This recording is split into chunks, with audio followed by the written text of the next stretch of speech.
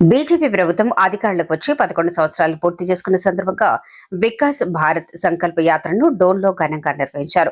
పాత బస్టాండ్ నుండి రాయల్ భవన్ వరకు భారీగా నిర్వహించిన ర్యాలీ అనంతరం సభను ఏర్పాటు చేశారు. ఈ కార్యక్రమంలో ముఖ్య అతిథులుగా రాయదుర్గం మాజీ ఎమ్మెల్యే కాపు రామచంద్రారెడ్డి, నంద్యాల జిల్లా బీజేపీ అధ్యక్షుడు అభిరుచి మధు పాల్గొన్నారు. వారు మాట్లాడుతూ ప్రధాని నరేంద్ర మోదీ నాయకత్వంలో భారత్ 5వ ఆర్థిక శక్తిగా ఎదగటం గర్వకారణమని, రైతుల అభ్యున్నతితో సహా పలు సంక్షేమ పథకాలు ప్రజలకు లభిస్తున్నాయని వివరించారు.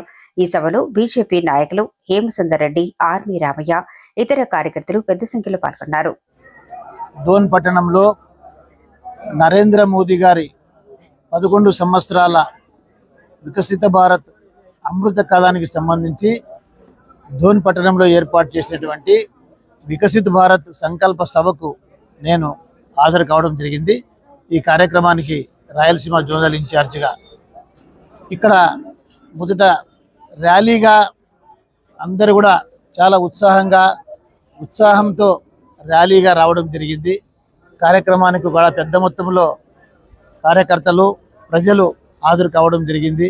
అందరూ కూడా మోదీ గారి 11 సంవత్సరాల అమృతకాలం గురించి, ఆయన చేసిన సాధన గురించి, రక్షణ రంగంలో, వ్యవసాయ రంగంలో, మహిళా సంక్షేమ రంగంలో, పారిశ్రామిక రంగంలో, ఇలా అనేక రంగాల్లో ఆయన చేసినటువంటి అభివృద్ధిని తెలియచెప్పడం జరిగింది.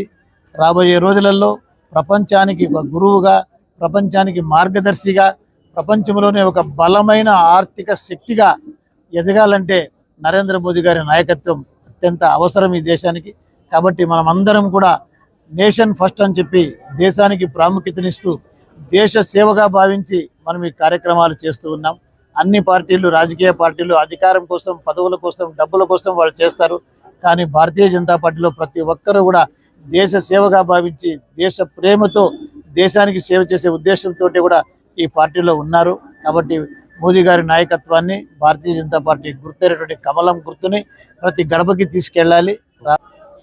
వికసిత్ భారత్ కార్యక్రమాల్లో భాగంగా జిల్లాకు రాయలసీమ జోనల్ బాధ్యతలు చూస్తున్నటువంటి పెద్దలు, మాజీ ఎమ్మెల్యే కాపు రామచంద్రారెడ్డి గారు రావడం, వారు 11 సంవత్సరాల కాలంలో మోదీ గారు చేసిన అభివృద్ధి సంక్షేమాన్ని గురించి వివరిస్తూ బూత్ స్థాయి వరకు పార్టీని బలోపేతం చేసేలాగా వారు మార్గనిర్దేశనం చేయడం జరిగింది. రాబోయే స్థానిక సంస్థల ఎన్నికల్లో కూటమిలోని మిత్రపక్షాలతో కలిపి తప్పనిసరిగా పార్టీని బూత్ స్థాయి నుంచి బలోపేతం చేసి స్థానిక సంస్థల ఎన్నికల్లో కూడా బీజేపీ సత్తా చాటి అక్కడి నుంచి కూడా నాయకత్వాన్ని, ప్రజాప్రాతినిధ్యం వహించేలాగా బలిష్టం చేస్తామని చెప్పి తెలియజేసుకుంటూ, అంతేకాకుండా డోన్ అసెంబ్లీ పరిధిలో కార్యకర్తలకు ఎటువంటి కొరత లేదు, నాయకత్వానికి కొరత లేదు.